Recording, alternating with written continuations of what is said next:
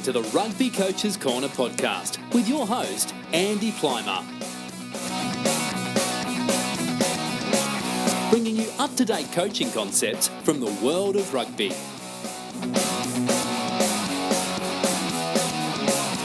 Sharing ideas to make the game better.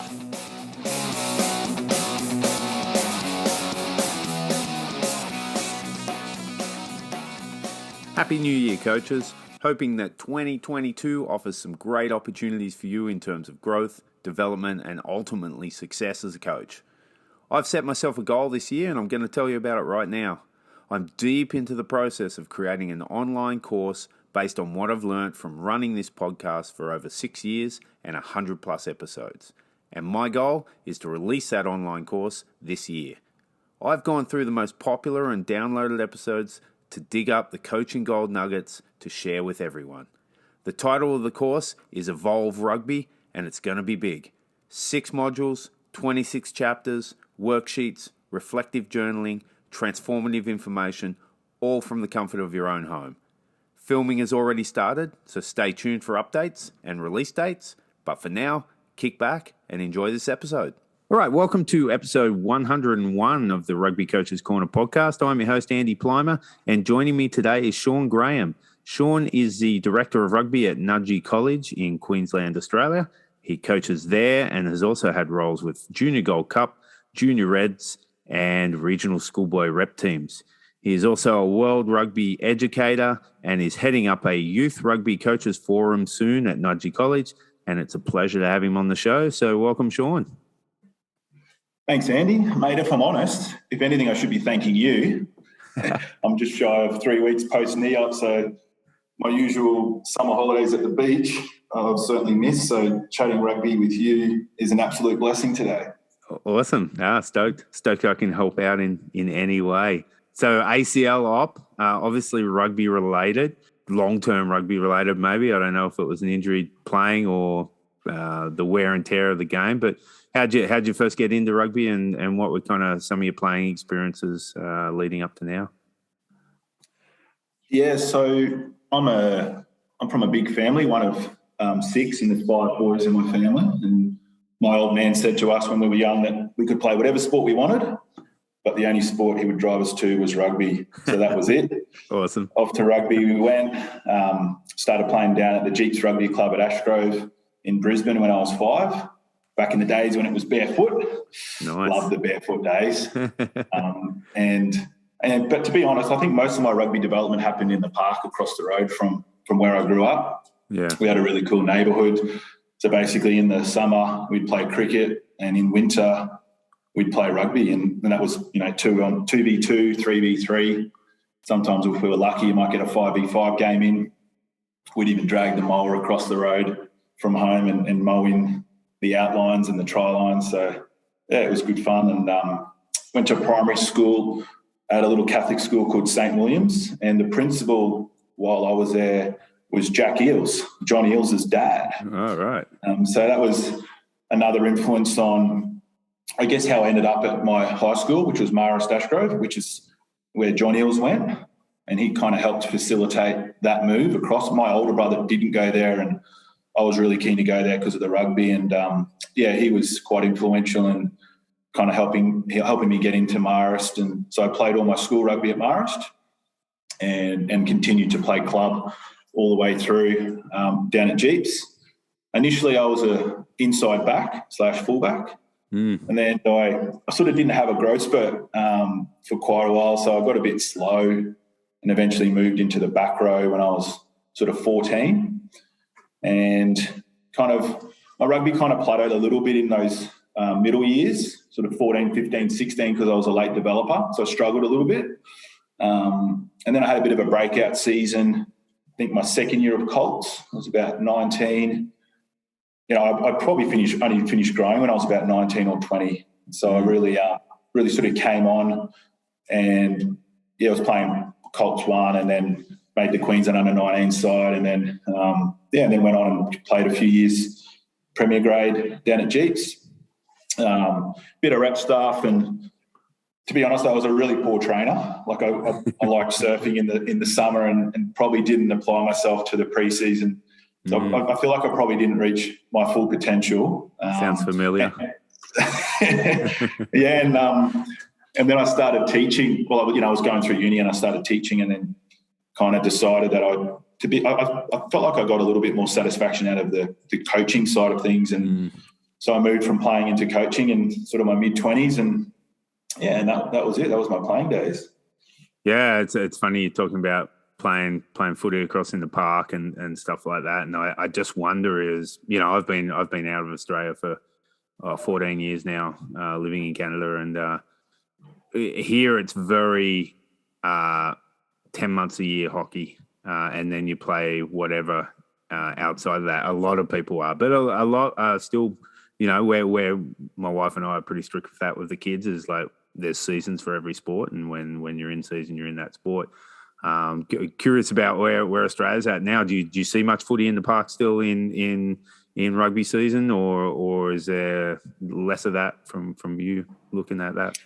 Yeah, I think probably there is more challenges for kids these days. A lot of boys and girls come home from school. Mum and dad are both working, so they may have different rules where they're not allowed to go outside until mum and dad are home from work, and that may not be until it's dark. Yeah. Where I work here at Nudgee, it's a boarding school, and what I do love to see is at lunchtime here, like our boys have got heaps of area to play.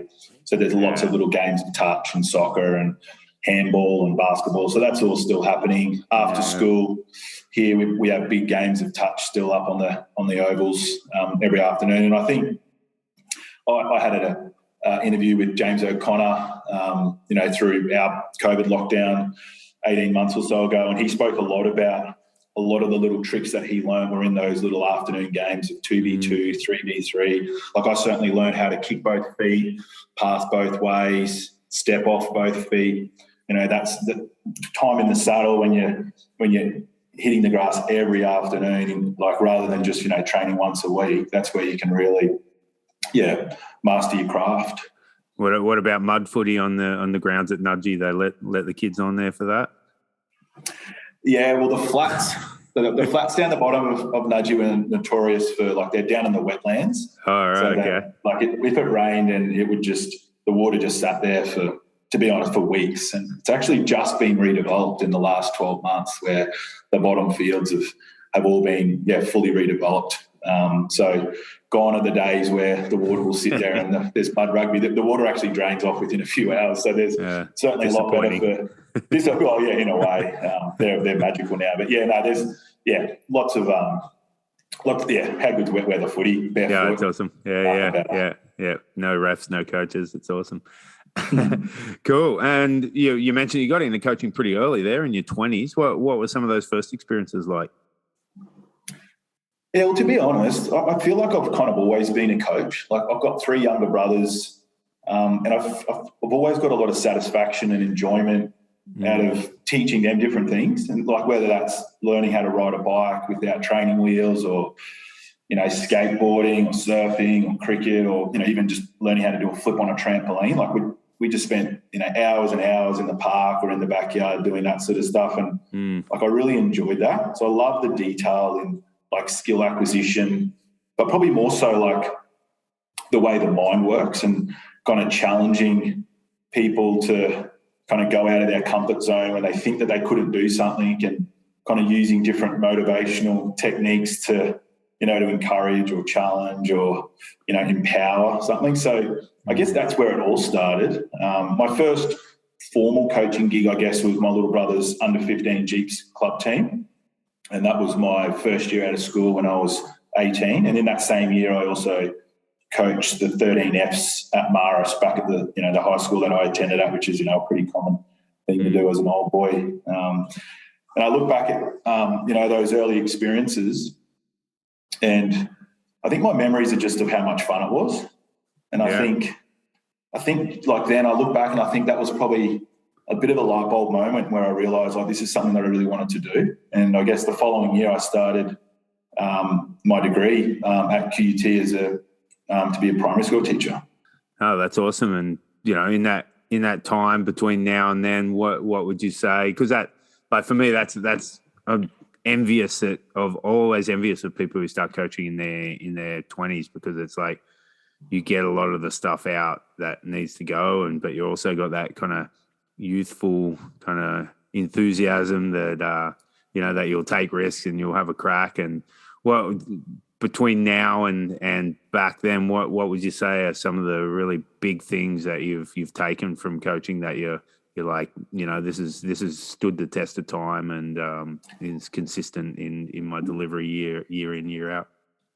Yeah, look, I think, like, obviously in those early years, you're just winging it. And, like often, and I've heard some of the other guests on the pod talking about, like, you often just coach the way you were coached. And but I feel like something that, like, as I mentioned previously, like, it was the enjoyment factor. So I think as a coach, like, if you're enjoying going to training and you're enjoying, like, the game day experience, and often that's going to rub off on your players.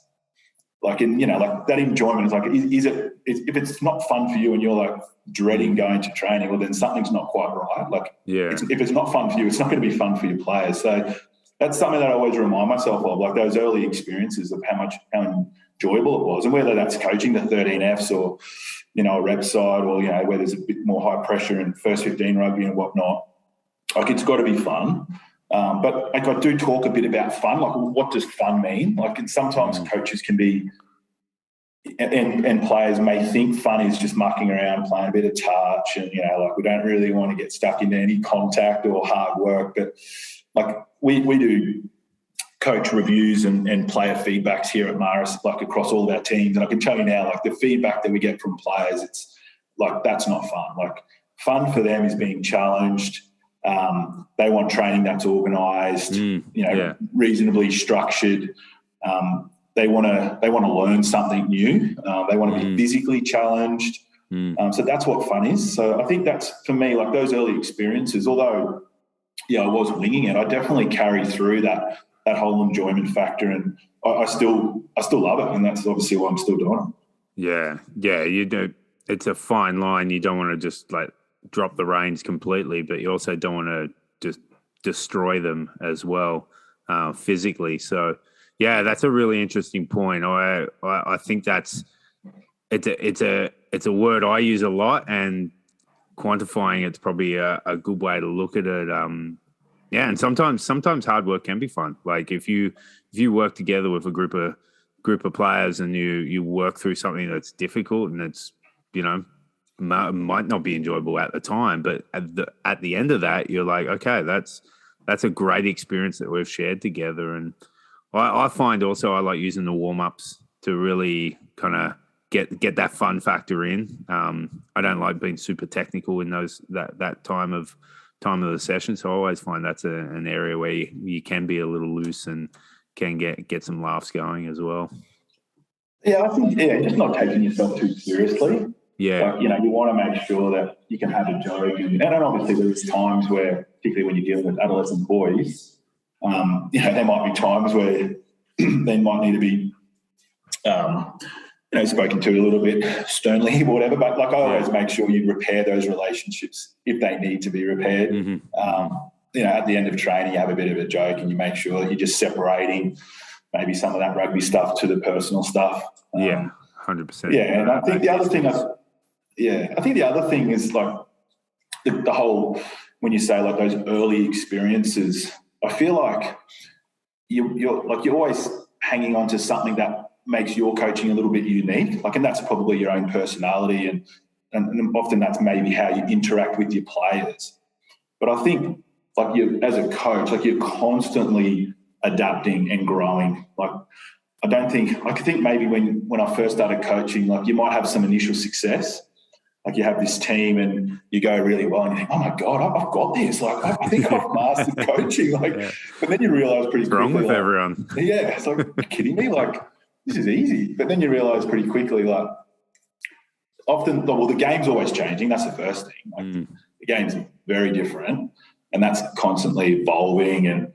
But then also the boys or girls that we're coaching, like a 15-year-old or a 13-year-old, 12-year-old boy or girl today is very different to one sort of 20 years ago.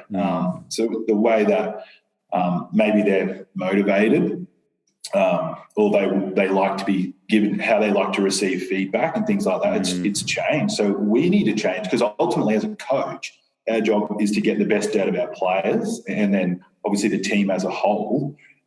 So we have to adapt. We can't be thinking, because it's not about us, it's about the players. And so we've got to make sure that, we're getting them, we're doing what we can to get the best out of our team. Yeah, no, great point. All right, well, what's your favourite part of the game to coach? And if someone was to come along and watch a session, what's that going to look like? Yeah, well, as I mentioned previously, I played in the backs up until I was about 13, and then, my body stopped growing, and I was really slow, so I sort of hit in the back row for a little bit. So I've played backs and forwards. So I've actually, been a specialist forwards and backs coach over the years. But I probably wouldn't say that's as a favourite part of the game in regards to maybe forwards, backs, attack, defence. I love all of it. I think for me the favourite part is the relationships that you build with the players. And I kind of mentioned earlier those early experiences of the different ways that you can inspire or motivate and challenge. I really love that challenge of sort of getting to know the different personalities in your team and kind of breaking that down and working out, okay, well, look, I need it. He loves a good rev up, but he loves, softly and a pat on the back, and sort of just getting that balance right, to get the best out of your players. I think in terms of what a session looks like, last season, so 2021, I coached the 13As. I was coaching the first prior, and just being with the program being so big, I needed to free myself up. There's just too much time with the first, so I went back to the 13As, and I loved it. Loved working with the younger guys. And I tried a few different things. As I mentioned earlier, we're always wanting to adapt and try different things and have that growth mindset. And one of the things I'm really passionate about is I'm trying to get kids to communicate better on the field. Often I'll say to the boys, they love talking in class, but all of a sudden you get to the rugby field and no one says a word. Yeah, nothing. And so we and we whinge about it as coaches. They don't communicate and blah, blah, blah.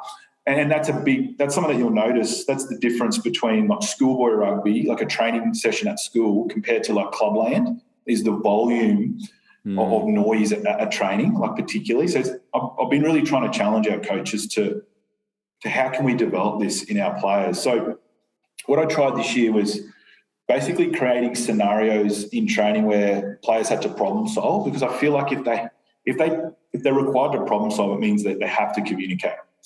So little things often when I used to do groups, when I'd get them into groups, I would organise the groups for them. So rather than doing that, I would say, put a time constraint in. You got 20 seconds. I need you in groups of 5. You need to have 3 forwards and 2 backs. Go. So for them to do that, obviously they've got to organise themselves. They've got to talk. I need another forward over here, quick. Blah blah blah. So everyone's talking. Just little things like that, and they get really really good at it, because if they don't do it under the time constraint, then they might have to hit the line, and there might be a little bit of conditioning, punishment, or something like that. Other things like markers. So this year I used no markers at training for the whole season. Didn't have any markers. So rather than And I would have always put markers down, even just doing basic lateral pass. I was the worst. Yeah. So you put them down, it looks beautiful, because I'd love training looking really neat. I was thinking, look, if someone was to walk past, I want, wow, look at this guy. How it's all colour coordinated. Yeah. looks like the airport, the runway coming. And so, I just pulled all markers out. And again, that just required the boys to think for themselves, because if you've got coloured markers down and you say, boys, just jump behind a marker, it requires no thinking, no problem solving. They're just robots. They just move to that space, which again, it's not helping them in the game. There's obviously so little things like that. No markers. They've got to find space, work out their own alignment, and they get better at it as the season goes on. I would pull back my instruction, as the season went on, they sort of knew what the drill would be. So rather than me over-communicating it again, I'd just go, right, boys, we're just going into that, bang, and then off they would go. Sometimes I would stop talking in the middle of instruction, and then I would point to someone and say, what am I about to say? And then they would say, I reckon you're going to say this. And then it's kind of so obviously they're listening, but again, it's just giving them opportunities to have to communicate and just check for understanding. And the other thing I do often is just create lots of chaos at training. And obviously that's quite topical at the moment. You know, you want to try to create game-like scenarios at training. And I used to think, yeah, we do that. But, like, do we really? Like, are you actually doing that? And so we would really do that. Like, so, you know, the traditional training session, you do your warm-up, you might do a block of different core skill rotations, then you might play a modified game, you go into your team run, blah, blah, blah. Just flip all of that. So we might start with a modified game because that's what the boys want. They love playing games. So the first thing that we do in training, bang, let's just play a mod game, and then come in, okay, what do we notice here? Oh, we're just a bit lateral with our passing. Good. Go into maybe a little passing skill pen back into a mod game. So just bouncing from skill pens to mod games to a team run to a bit of contact. Again, so just really unpredictable, really game-like. And again, when it's game-like, they have to communicate. So that I felt like we had a lot of success from that. It worked really well. And then the other thing that we did, we didn't use any hit shields or tackle tubes or anything like that. So through all been a long time since I've used them. It's stoked to hear it. Yeah, so particularly for the younger ones, like 13-year-olds, I feel like all the tackle gear and all that's just too big. And it sort of doesn't encourage like strong arm wrap. Yeah. And also, like, if we're encouraging players to run into hit shields, and like that's the opposite of what we want them to do. Yeah, exactly. We want them to use their 100%. Feet, obviously, and get their bumpers up and footwork and all that sort of stuff. So, and that worked really well. We, you know, obviously you're not going to go into a full live contact block. Course, you prime them up first in little 1v1 primers, but you don't need any gear for that. There's lots of great little primers that you can do out there that you can just build up that level of intensity in the contact zone and then get them into some live contact. So that was brilliant. And then even in our warm-ups for pre-game warm-up, I kind of, again, you're on show. And this is what I say to my coaches all the time. That's the one day of the week you're on show. Parents are watching. They're keeping an eye on you. They want to see, are you organised? You're turned up on time. And as a young coach, you're going to get nervous because you're looking at the other team. They've started warming up 10 minutes earlier and your parents are starting to look at you thinking, is this guy know what he's doing? Because I cut my warm-up down to about 19 minutes. Oh, I love it. You know, we do that little pre-game talk thing that I spoke about. We go around the team, everyone contributes, and that's basically the pre-game chat. And then we get into it, and then we're on. And the pre-game warm-up, again, is chaotic. And I changed it all the time. So sometimes I just roll the ball out and run an exit play or kick off to them, and then, you know, bounce from obviously our warm-ups and our dynamic movements and all of that. But just try to just challenge them. So if something happens in the game where it's not going to plan, it's fine. It's fine. We can overcome this because we've been able to do it at training. The game's not predictable. Things can happen. Someone can go down injured. The referee could make a howler. It's no problem. We can adapt and adjust. And I found that, you know, obviously you're sort of risking that a little bit because I've always been all about really structured routine warm-up. I don't want to throw the boys. I want them to feel confident going into the game. But I felt like it worked quite well. Love it. Yeah, the warm-up especially, I'm going to steal some ideas there, like all that. And, I think, hit shields especially, it's like you can control the distance, the intensity, the load, all those kind of things that you technically don't need them. I used them once in my rugby season this year, and before that, probably didn't in 3 years before that. And I just think they're a pain in the ass, to be honest, to lug out and set up, and then, you know, the changeover and the time lost in that. If you can do it well and safely, and game like to a, you know, certain degree, I don't buy into them. Yeah, look, and I'll be honest, like, I'm talking about when I had the team after the preseason phase, and, you know, I was the 20-odd players. During the preseason phase, like, we're running preseason programs for 100 boys. You need markets to organise those sort of numbers. Like, it's to be, not always, but certainly, like, when you're trying to fit a number of players on a field and whatnot, you know, like, there is organisation required there where you do have to rotate between things. But when you've got your team, you know, and you're just into the season itself, the season proper, I feel like, you can definitely get away with, limited gear. Like, we use bibs. lots of balls. I'm all about balls. As I mentioned earlier, I want time on task. So we'd always have almost the ball between 2, maybe 3. So and that's the first thing I make sure my coaches have got, 8 or 9 balls, not 2 or 3, and they're all pumped up. Yeah. And and I like poles. I do like poles, I must say, because particularly with passing, I like them just having a little bit of visual pressure, and it also helps to keep them square. But yeah, that's sort of the only real equipment that we needed this year. Awesome. All right. Well, anyone who's kind of been around Aussie rugby and Aussie schools rugby, the name Nudgee College is very well known. What's a bit of a backstory on the history of rugby in Nudgee College, and some of the big moments, some of the names that have come through there? Yeah, so we actually celebrated our 130th year last year as a college.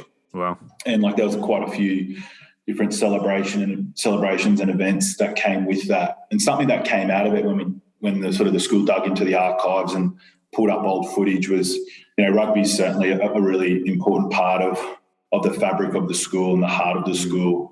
Often when old boys will be interviewed, they'll talk about some of their favourite experiences of the school, not necessarily playing, but supporting the first in the grandstands. That's something that the school's really big on, is the support and the brotherhood. And they talk about 10,000 brothers, the mateship. And it's unbelievable, the support that the school provides for all the teams, but certainly for the first. The boys, so we have 1,700 boys at the school. Of that, 300 are boarders. And of that number, you're looking at over 800 play rugby. Right. So about 40 teams. So we go down to the E's and F's in every age group. This year we rolled out we have an 8s this year in the Opens. So, nearly 100 coaches, lots of support staff. So it's a big part of the school. That's huge. There's we've had a lot of success, and I think a lot of that success comes out of that participation, and not just boys playing for a bit of fun. There's a really large number of the players that are really trying to achieve and play at that sort of that high performance level.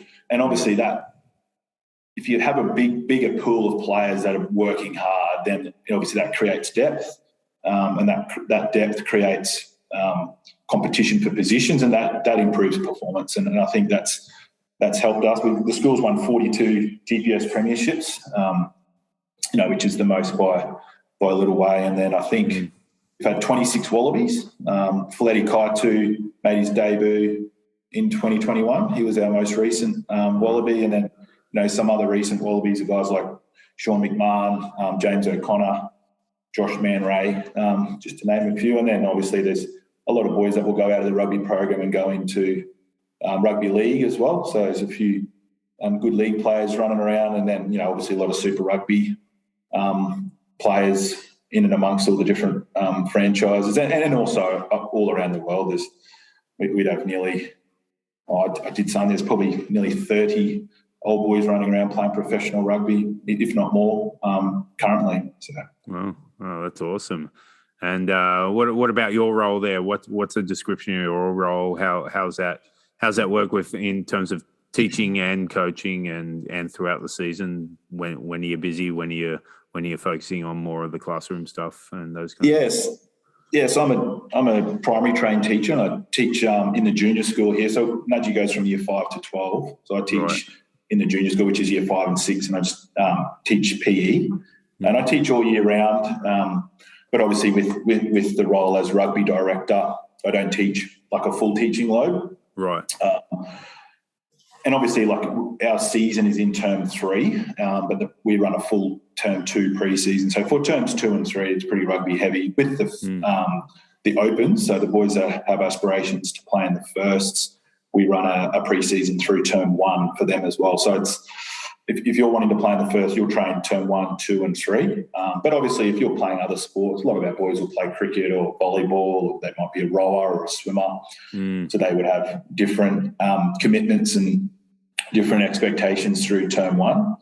And then for me in term 4, it's about reviewing the program. And, looking at ways that we can improve, constantly looking to tweak things that we do and look outside and see how other clubs and schools from all over the world are doing things and how we can do things. Like we have, as I mentioned earlier, it's a big program.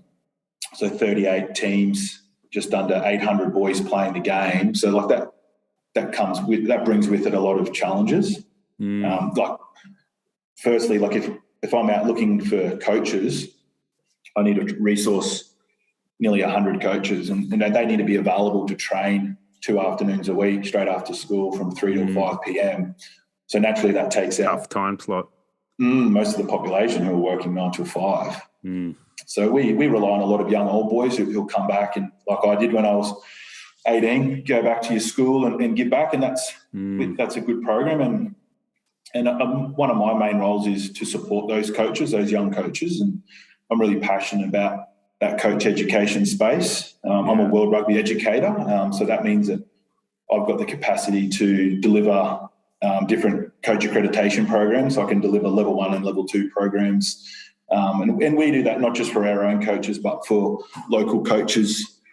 This year, or should say last year, start of 2021, we ran a level 1 for 45 coaches from sort of all around Southeast Queensland. So like some of the guys and girls who were coaching, community rugby at some of our local clubs came and we delivered that program to them. So that's something that I really enjoy. And I guess the coach ed is something that is quite topical, and everyone talks about, coaches as the most important asset of any program, and there's so many different ways that you can support them. There's no, like a coach accreditation program at the start of the season is great, but then like what else are you doing throughout the season to support your coaches on a week-to-week basis? And when you've got 90-odd coaches in your program, it's like how are you getting around and providing that ongoing support? So we've tried lots of different things, and I'm sure you have as well, Andy. And I'm sure you've heard a lot about it. And I'm really interested in this space, and like filming coaches, giving them feedback, micing coaches up, letting them listen back to how they're communicating with their players. Like listening to podcasts like yours, like just in their downtime. There's lots of resources out there. It's just finding the time and also motivating the coaches to go out and want to better themselves as well. I think that's really important. Yeah, lots of challenges there. I'm heading up the coach development at my local club here, and you have coaches from such a wide range of experience and such a wide range of kind of intensity levels. Some just want to rock up, others want to go hard, and they want to drink from the fire hose. Finding that balance is important. What about disseminating information to 100 odd coaches? What have been some things that work for you in terms of do you use software, or do you use email? Do you use like WhatsApp groups? What's been working for you? Yeah, like I've tried a combination of all of those things, and as you mentioned, there's some of the challenges there. I've got coaches in the program that are 18 and 19, and like WhatsApp's perfect for them. Social media is perfect for them. But then I've also got some of our older heads who are, pushing on their retirement from teaching. Still on the old Nokia. They wouldn't know what WhatsApp is. So I think just being flexible, and also asking the coaches, well, what works for them. So at the start of the season, I often will do a little survey. How do you want to be coached as a coach, I guess, and kind of being flexible and realising it's a bit like the players in your team. Everyone's a little bit different. So like one coach ed program is not going to work for everybody. And also like you've also got to be considerate of the fact that often these coaches are volunteers. And so like what expectations you have of them, you've got to be realistic and agree. And also just trying to create an environment where they want to learn and they want to be part of a team. So we try to really create like a team within the coaches. So there's a little bit of banter and we make sure that they feel really, really valued. And like obviously a little bit of kit helps. Everyone loves the kit, so that's something that's critical. The puffer vests, we've gone the puffer vests the last couple of years. They've been a real hit. Nice, I like it. Yeah, so a bit of kit, but certainly just trying to make them feel valued and challenging them when they need to be challenged, and just trying to keep things really, really simple. I think, like I put myself in their shoes. If I'm working full time or I'm studying and I'm turning up to training at 3 o'clock, like how much time have I really put into planning this session? So what I'll say to my coaches is, if I'm walking past your session, and I understand, like you probably have, well, they certainly wouldn't have had the same amount of time as I have or our first coaches have to plan a session, which, that's at a totally different level. It's more so, let's make sure that there's time on task. Not seeing big long lines of players behind markers standing around waiting for a rep. So it's just basic things around, minimise your instruction. Yeah. First year phys ed kind of stuff is totally. Yeah. And if you get that right and they're having fun. So I was saying to my coaches at the end of a session, if they've learned something new, they're physically exhausted and they've had fun, like you've probably nailed it. If they're still standing around and they don't look like they've been challenged, like physically and mentally, then you may have missed the mark. Like it's just giving them that encouragement and challenging them when they can. So we'll do things at the start of the season. We'll do a coach induction, and I'll model a training session, but I'll film that as well because I understand we won't be able to get everybody there. Yeah. And then there'll be some ongoing sessions throughout the season. That might be a Zoom call where we try to dial as many in as we can and have a chat about how things are going. I have a weekly email that I send out to the coaches, and that will be kind of an overview of how the previous week went, and then preview on the week ahead.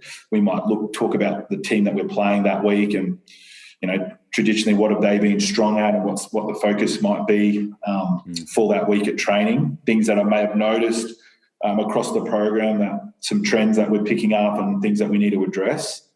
But again, that's challenging. Like sometimes people will ask me, what's the Nudgee brand of rugby? Like how do you play as a school? And I'll say, well, my 13As, this year we had a national runner in the back line, and the 15As had no gas, but they had a decent pack. So the 13As and 14As aren't playing the same way. We need to play to our strengths there, but there's certainly some things across the program that I would consider our non-negotiables. Yeah. And that would be the way that we train in terms of our time on task, the intensity that we train at. I kind of have a bit of a mantra that we want to train harder and smarter than our opposition.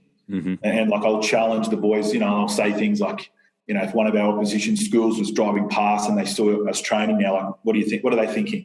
Yeah. Like, what does it look? What does our training look like at the moment? Does it look intense? Does it look like we're ripping in, or are we just going through the motions? So there's, and then the other thing I guess is in and around our core skills. So we're really particular about the language that we use in our coaching of our core skills, and then how we coach them, and just our attention to detail, and that's things around our tackle, ball carry, attack and defence breakdown, and then our catch pass. So we really we smash them and we train them with high intensity. And then in terms of how we play, I do like to empower the coaches to have a little bit of their own, put a little bit of their own flavour on how they want to play. Like obviously we've got some basics around like what our shape may look like off 9 and 10, but certainly like just in general play, if a coach really likes to exit a certain way, or they've got an idea around how they want to restart, or they've got a few good starter players that they want to trial, then absolutely go for it. Yeah. No, and I got to say I enjoy hearing because that I laugh because I hear it so much. It's like, what's your brand of rugby? What style of rugby do you play across, whether it be 5 teams or 50 teams? And I always push back on that because it makes no sense. Like the style of rugby I want to play is the All Blacks. Like, but if you don't have the All Blacks, you can't play like the All Blacks. So I've pushed back on that even in job interviews where they've wanted me to answer that I want expansive rugby and I want to be doing this, that, and the other. But I always say it depends on the team. It depends on the profile of the players that you have. Where are your strengths? Where are your weaknesses? Because if you have strengths in your pack, you're crazy to not exploit those. And same if you have strengths in your back line. Yeah, what I will say to that, and I totally agree, I just think the one thing that I would challenge my coaches on is if they've got the national runner in their back line or the big damaging ball carrier in the pack, we're not going to spend our whole week creating scenarios to get the ball to that player. Like 100%. I sort of say, like, I'll sometimes say we'll train to our weaknesses but play to our strengths.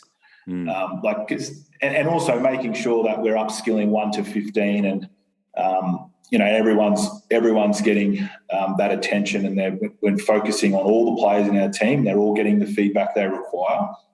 And that's probably something I didn't touch on is the feedback side of things. It's something that I'm really passionate about, is how do we give feedback, and something I will share that I've used over the years, certainly probably in the last 5 or so years I've used this, and I've used this with the first 15 when I was assistant coach here at Nudgee for the last few years, and then even with my under 13s and other teams.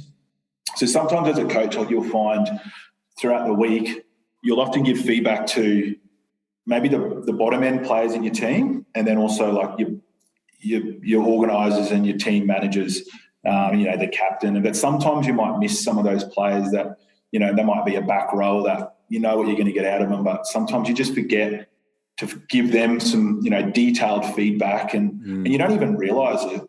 You might get to the end of the season, you think, what have I actually done individually for him or for my centre or whatnot? So something that I've found worked quite well is, like, obviously you can reflect yourself and think, have I spoken to him individually at this session or at some point during the week, and given him something to focus on. But the way that you can actually really get some, evidence back from that is in my pre-game talk on game day, rather than sort of doing the coach's address, before we warm up. I'll basically say a few things, and then I'll go around to every player in the team, and they'll just give me a couple of dot points, and they'll speak to me, but they'll also speak to the rest of the team. So there's accountability with his teammates, and then obviously accountability with me. And what he says to me will be a bit of a reassurance, or it might be, okay, that is a bit off the mark, because if he says sort of what I was thinking, it means that, like, I've obviously spoken to him this week about something specific to the game. So it might be, they might point to the prop and they'll say, when I'm at the front of the line, I've just got to be careful when they do that little sneaky play where their front lifter turns and goes up the tracks, for example. So I'm like, great. And so all the boys in the team or girls in the team are like, wow, he switched on. I trust him. He knows his role today. And it might be something really specific, and he might say that, and then he might say, just got to make sure we scrum a little bit longer. We've been a little bit lazy. We've got the hit, but then we just haven't kept the pressure on. So the delivery off the back of the scrum's been a little bit messy. So we've just got to scrum a little bit longer today. So really detailed things that I've obviously, or one of the coaches has spoken about throughout the week. And if everyone in the team is like crystal clear, then you think, yeah, okay, that's good. I'm doing my job as a coach. I'm giving them feedback. They're understanding the feedback, and they're able to deliver that back to the team. Yeah, no, it's definitely a challenge. And I think, if you look at your team all together, you're spot on in terms of who you deliver your message to, and then those who are bankable and they're going to deliver really good performances most of the time. Sometimes they need a little bit of extra attention. Staying with Nudgee and, the environment that you're coaching in, a lot of people would look at that environment and go, oh, that's like the dream coaching environment. There's obviously advantages to it, but there's obviously challenges as well. What would you say are some of the big advantages and challenges of your current coaching environment? Yeah, well, I guess if I talk about the program as a whole, I've kind of spoken a little bit about this. Like, our biggest advantage is our numbers. Like, we've got like huge numbers, and boys that are really driven to be their best, and they train hard. They really do, and they push each other. So as I said, so naturally we've just got this big player pool of players that are ready to go, and that creates competition for positions and ultimately drives performance. And the other thing is, it's like, and as we spoke about with the kind of the history of the school, like, the school really does sort of come alive in rugby season. Like, it's just a big it's a big part of who we are, and even for the boys that don't even play rugby, like they come along and support it and they love it. Like it's just a really cool environment. It's exciting, it's positive, and it's not just about the first 15 either. Like it's about, like we're really big on making sure that everyone feels valued in the program, and we invest a lot of resources into the whole program. So that also obviously brings some challenges, as I mentioned earlier, like sort of resourcing over 800 boys and finding coaches and supporting the coaches. But like, I'm not complaining. Like we're really well supported at the school. Like our leadership team at the school is very supportive of rugby, and like in recent years, the GPS competition has had some challenges. We've had some serious injuries, and one of our boys had a serious neck injury a few years ago when he was playing, back when he was in year 9. He actually just graduated last year. So, there's some challenges, when you have to overcome things like injury and safety, and also the perception of rugby in the country and the safety side of things. And obviously concussion is quite topical at the moment. So, they're all some of the different things that we're facing, certainly moving forward. And that's why I keep going back to educating our coaches, and often that's a safety thing. Like that's certainly where rugby's a little bit different to other sports. There's a bit more of a duty of care around, obviously it's a collision sport. The support and the education that we're providing our coaches is so critical to not only the enjoyment, but obviously the safety and the experience of all of our athletes. Yeah. Like some of the advantages that we have at Nudgee is all of our playing fields are on campus. So that's quite unique, as I mentioned. Like we've literally just got 10 brand new ovals redeveloped down the bottom of the school, and then up the top of the school we've got another 2. And like Ross Oval, our main field, overlooks the original building of the school, the Tracy building, which is 130 years old, like sandstone. Like it's beautiful. Like there wouldn't be many better places to play rugby, so it's pretty special. And so we finish school at 2:45, and we can be on the park by like 3:10, whereas some of the other schools would have to travel to playing field. So we're probably on the grass for a bit of extra time every day. So that's certainly an advantage. And what about the juggle with academics, especially with those, year 12 boys working on HSC and those kind of things? Like you said, you got 30 plus who are professional rugby players, but you're going to have a bunch who are going to go off to university or trades or whatever the case may be. How do you balance those really busy times academically and try to marry it with a rugby program? Yeah, and I think that's something that the school does really well. They obviously value rugby and the sports program, the music program, and then we have a really strong social justice program. But our headmaster here, every year he starts with the same speech, and he says the main game is Monday to Friday, 8:30 till 3:00. And if you do that well, you may have the opportunity and the privilege of then doing what happens after 3:00 and then doing what happens on Saturdays. So that's a big focus for the school, is that, it's a school first and the boys are students first before they're rugby players. So with that, that comes the expectation and the responsibility to be a good student. And that's probably another point of difference of ours, is that a lot of our coaches are actually on staff at the school, and they're teachers. So even in our first 15 program, our head coach, Andrew Scottney, who was a professional coach, like he was over with the Force for a while, coached in Italy and was in Japan, and then he came back, like he's a teacher, and we were lucky enough to get him to come back to Nudgee as a teacher, and then also to head coach the first 15. He's been doing that for the last 4 or so years. But to have a teacher, as that mentor who's on the ground in the classroom with the boys, can bump into them in the playground, knows the other teachers, so can be really across what might be happening outside or in the classroom, so we can, make sure the boys are keeping up with their studies and behaving themselves and whatnot. So, having those coaches who are on staff, and that's across the whole program. I think all of our A coaches, we would have at least one staff member, if not both, of the coaches. We have 2 coaches on every team. They're on staff. So we'd have 20-ish coaches who are full-time teachers, which is great. Yeah, that's awesome. That's huge. All right, and last thing about kind of high school rugby around the Brisbane area, what if you could change anything in the high school rugby structure? What would it be and why? It's a pretty unique setup, the GPS, where it's it's very intense. What is it, 11 games or 9 games or something like that? First past the post. Got to be a pretty stressful in-season period at times. What would be some tweaks you'd like to see in terms of that structure? Yeah, so we're in the Queensland GPS competition. There's 9 schools.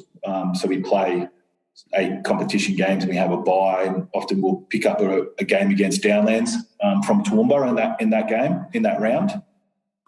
And then we'll play 5 or 6 trial games in term 2. But unfortunately, there's not a great alignment between the different associations in in Southeast Queensland. So the GPS competition's made up of schools from Brisbane, Ipswich, the Gold Coast and Toowoomba. And then we've also got, there's another association sort of in Queensland called the AIC, and then another one called the TAS, but they play their rugby in term 2. Right. So the challenge that we have is there's really only 9 schools that are playing rugby in term 3.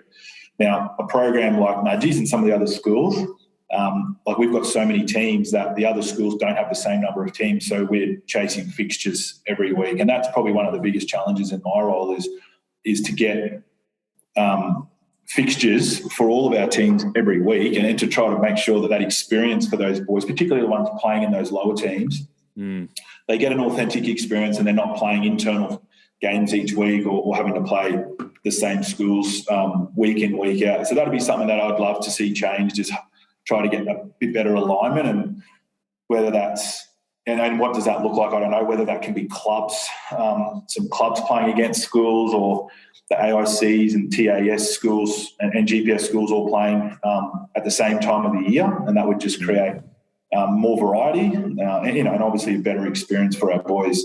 The other thing that I'm really keen to see, and I don't know what my chances of this happening are, but one thing that New Zealand obviously do really well is they have their nationwide schoolboy competition. Yeah.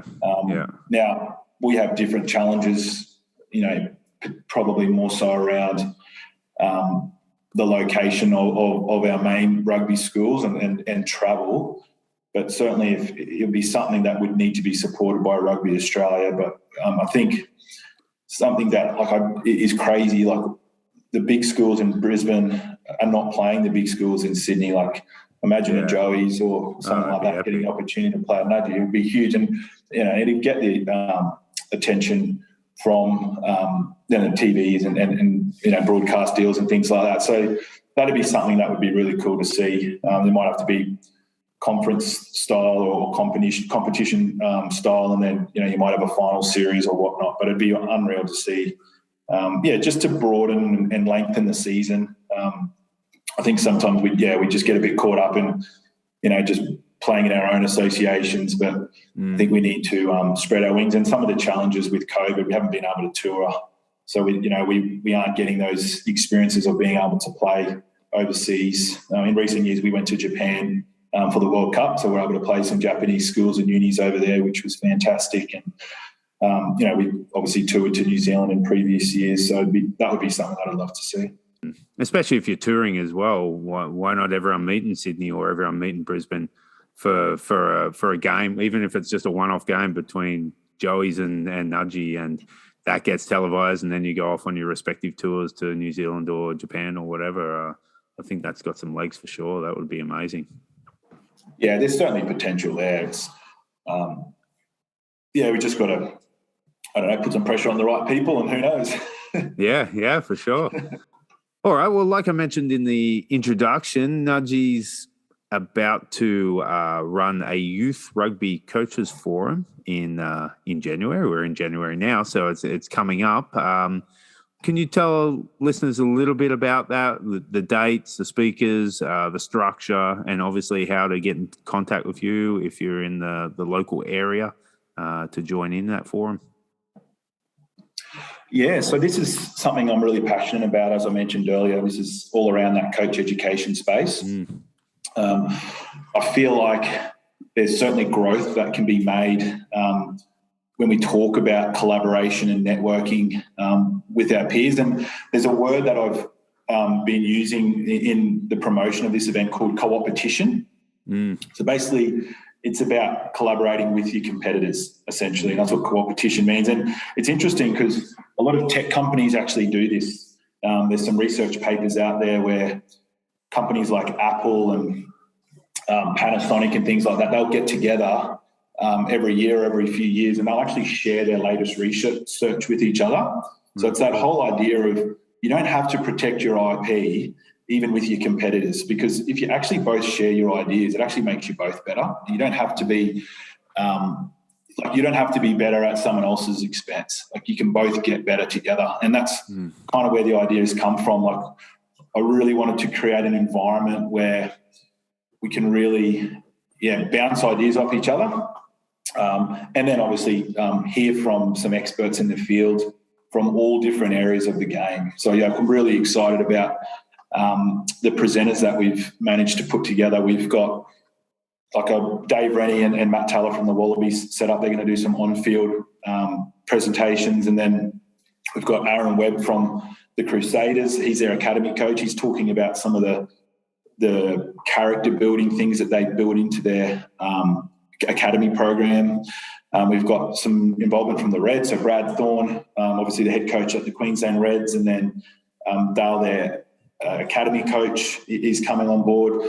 Gina Nelson, their head physio at the Reds, is coming and talking a little bit about injury prevention and stretching and prehab exercises. So we've got university lecturers. So Jonathan Weekly, who's a lecturer at AC University, he's actually coming to talk to that whole notion of co-opetition and what that looks like, and sort of challenging the coaches in the room. So, it's I guess we're trying to make it a little bit different to just your standard, conference that you might have seen that, often teachers will go to for their professional development. So there's going to be some obviously organic networking opportunities over lunch and dinner, but certainly some really coordinated think tank type sessions where we'll have some different topics, and then we'll strategically place different coaches in the same room and get them to sort of unpack some ideas. And so ultimately my aim for the whole presentation is also for the whole forum is that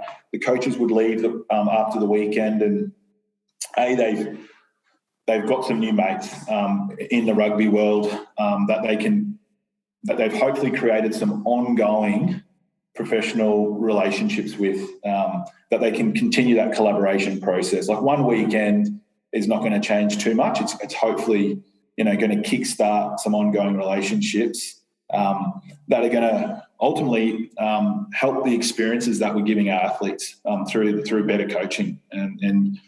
So there's probably a little bit of a notion out there that everyone's IP is protected in Australian rugby in a way. Maybe sometimes, I think certainly when I started in the role here at Nudgee, everyone's sort of worried about their own backyard and making their own programs and their own players better and better and better. And then you kind of realise after a while, we're actually only as strong as the association that we play in. Yeah. We're only as strong. And then ultimately we're only as strong as the game that we play. And if the game's not strong and and at the moment the game certainly could improve in the country. So we need to all be doing our bit, to try to improve that. And then, as I've said a few times, it's the coaches are the most important asset in any rugby program. So whatever we can be doing to support the coaches, then we should be doing it. Cool. Yeah, I like that rising tide lifts all boats kind of mentality in that regards. I think that's really important and often overlooked, not just in Australia. In most rugby communities, you hear people talk about everyone working in silos and protecting their own backyard and things like that. So, it's never healthy when there's one team or one group that dominates and everyone else is just going along for the ride. So it's great to hear. And what are the dates and who are some of the speakers that you're excited about? Yeah, so it's on January 21 and 22. It's just a few weeks away. Mm-hmm. And as we mentioned earlier, it's being hosted here at Nudgee College. And so like, as I mentioned earlier, we've got the Wallabies and the Reds and involvement from the Crusaders. The other one that we've been really fortunate to get is Wayne Bennett. So Wayne Bennett's going to present. Oh, awesome. So he's for listeners that aren't familiar, he's probably he's more well known in the rugby league circles, but certainly arguably one of the greatest sporting coaches in Australia over the last, how many years? 30? Probably, yeah. Yeah. And he's the coach of the new NRL team that's goes into the NRL competition in 2023.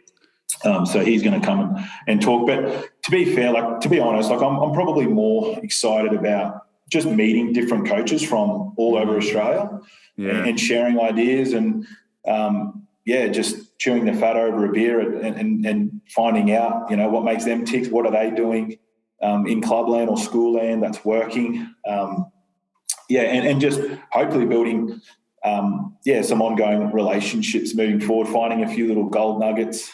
And, so what we're going to do with the forum is actually get coaches out of their comfort zone. So often you'll turn up to these sort of seminars and you'll sit with the guys from your club or your school and, with your arms crossed. With your arms crossed, yeah. So that's we're gonna actually get coaches right out of their comfort zone, and make sure that they're really mixing and challenging them to find out about different coaches and their philosophies and what they're doing. So it's that's what we're really excited about. Awesome. And for people who are interested and coming in last minute to get involved, how can they contact you? How can they reach out to you?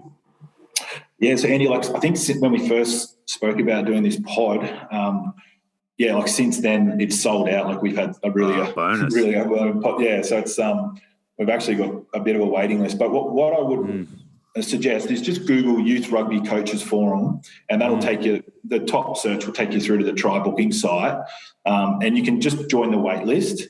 And if you put your name there, we may find through COVID there might be some spots that become available. We may look to have to do an online version, depending on how the next few weeks look. So that will help build our communications, and so we can get information out to you if you just add your details to that try booking site. Also, we'll be covering the event on the Rugby Nudgee Instagram page, and so there'll be some live updates throughout the weekend, so they'll get a bit of an insight into sort of what it looks like and what some of the themes that are coming out. Awesome. I'll be sure to put that link in the show notes so people can check it out. Awesome. Well, we always end the show with the same final 4 questions. When you were a kid growing up in sunny Queensland, who were some of the players that first got you into rugby and got you interested in the game? Yeah, well, I mentioned earlier that John Eales' dad was my primary school principal. So Ealesy was definitely someone I looked up to. He was I loved his leadership and the composure under pressure. I still remember what lock goal kicks and slots that penalty for a Bledisloe. That's how far we have to go back. I still remember where I was. I was in a boarding house at Marsden, I think in grade 10, and I watched that. And the boarding supervisor at the time said, if he slots this, he'll shout everyone a Big Mac, and he got it. So we all got a Big Mac. It was great. Perfect.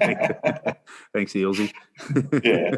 And the other one I actually liked was Ben Tune, very different. 100%. We used to do the Tune dive, the swan dive. We loved that. Just very evasive and knew how to find it. Yeah, I was a big fan of Ben Tune. I think if he didn't have the injuries he had, he would have been right up there with some of the best wingers arguably one of the in the top 5 best wingers for the Wallabies. But he was fantastic, and I was actually in Wales when they won the World Cup in '99. Both Eales and Tune. I couldn't get tickets. I was in the pub outside, but it was still pretty awesome. Just that event and that try that Tune scored. It was pretty epic. Cool. And what about now? Who are some of the players you like to see him run around? Yeah, maybe a little bit biased. A bit of a nudgy old boy here, Sean McMahon. I just love he's just so confrontational. We've been down, when he was playing down at the Melbourne Rebels, we would go down there for some coach PD, And just watching him train, it was like he wasn't the biggest guy or the strongest guy in the gym, but as soon as he ran across that white line, even at training, it was on. It was just brutal. And he was literally a man possessed, and you just can't coach that. And I think it'd be a great addition to the Wallabies, and it'd be good to see him back in Australian rugby in the next few years. Yeah, well, there was positive signs in the end of the year tour, so let's hope that continues for sure. Yeah, he's a machine. And what about coaches? Who are some of the high profile coaches that you like what they do and how they run their teams? Yeah, well, when we would go down to the Rebels, while Sean was down there, another nudgy old boy was Zane Hilton, who was coaching down at the Rebels at the time as the assistant coach under Tony McGann. And I remember Tony actually one day when we were down there, he said, Zane will be the Wallabies coach one day. Oh, nice. And I thought, well, it really stuck with me. And Zane's been really generous. He's over in Japan now. I mean, he's the head coach of the Kyoto Voltex, and doing some great things there. But his journey, is amazing. He finished playing at a pretty young age in his early 20s and was basically fully committed himself to the art of coaching, and he's an absolute genius. He was coaching A-grader brothers in his mid-20s and, was a professional coach before he was 30. Wow. And he's really, really impressive. And, I wouldn't be surprised if one day he's back in the country and, maybe got our top job because, he's someone who's just really he wasn't a professional player, so he hasn't gone down that pathway. He's a career coach, and he's just, he's just fine-tuned the art and constantly learning, really, really keen to share ideas. We'll catch up quite regularly over Zoom, and he loves talking rugby, and he's got a really good way of communicating and interacting with his players, and he's tough too. I mean, I think he loved coaching Sean McMahon because they were sort of similar sort of characters. Yeah, nice. Oh, good to hear, and definitely keep an eye on that. What about, final question, what about grassroots coaches? Who are some people in your local community who are doing some great work and deserve some recognition? Yeah, I think someone who definitely needs a shout out is Mick Heenan. So Mick's the Premier grade head coach at UQ, has been for the last 12 years. Right. He's won 6 premierships. So they've just had unbelievable success out of that club. He actually, when I was playing for Jeeps, he coached me, and then he moved across to UQ. And he's just I just really have a lot of respect for coaches. And he's just doing it. He's got a full-time job. This is just something that he does as a passion. And he's just given so much back to the game over an extended period of time and just had a lot of success. And I think anyone who's had sustained success, like your Craig Bellamy's in the rugby league world over an extended period of time, I think, it's no coincidence. They're obviously, they know what they're doing. Yeah. And I think someone to keep an eye on is former Wallaby captain Ben Mowen. Yeah. So Ben's back in Brisbane, and he's just giving heaps back to the game. He coaches, so he's teaching, or not teaching, but working out of Villanova College as their Director of Rugby and doing some coaching there, and has done some work with our junior Wallabies here, and is this year the head coach of East's Rugby Club, the Premier Club.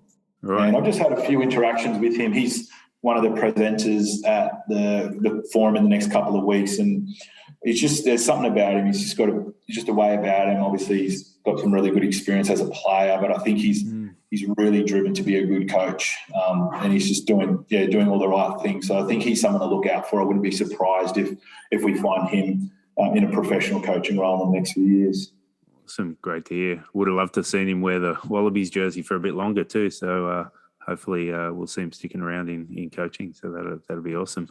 All right, mate. Well, it's awesome to catch up. Really exciting to hear about the Coaches Forum and that it's all sold out. And that's going to be a fantastic event. So just want to wish you all the best for that event and the upcoming season in several terms' time. But all the best there. And thanks for giving up your time to come on the show. No worries, Andy. As I said earlier, I need to thank you. So this has been a lovely hour to break up my day. Perfect, mate. Awesome. Cheers.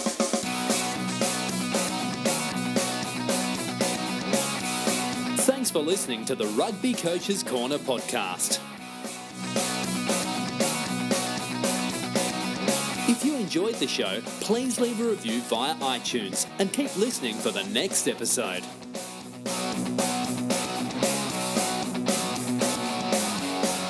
You can also follow us via Twitter at Rugby Coaches CNR or via the website therugbycoachescorner.com.